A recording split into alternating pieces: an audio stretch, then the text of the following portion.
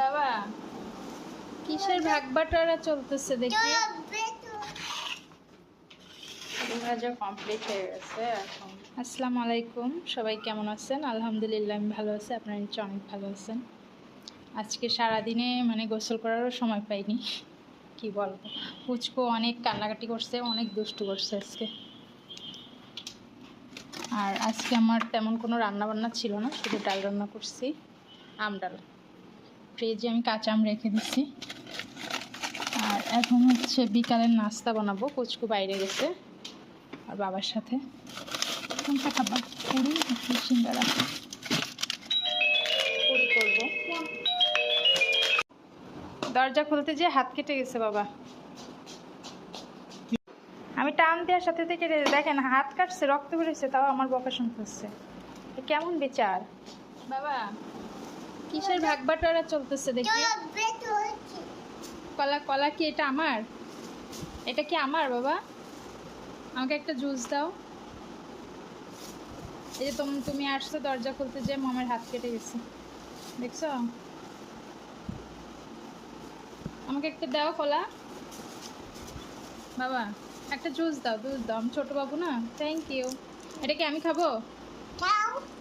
তুমি এই জুস আনছো কেন? জানো না মামা এটা খাই না, মামা হচ্ছে যে লেমন ফ্লেভারের ওইটা খাই। এটা কেন আনছো? এটা পচা জুস। তুমি একটা আপিকে দাও, একটা তুমি খাও। মাম কাজ করতেছি, মাম এখন এই যে নাস্তা বানাবো, চয়েস করতেছি কি বানাবো, সিঙ্গারা না পুরি। পুরি ভাজা কমপ্লিট হয়ে গেছে, এখন হচ্ছে চা বানাতে হবে। একটু পুরির সাথে চাটা ভালো লাগে। ওদের ফ্রিজ থেকে দুধ নিয়ে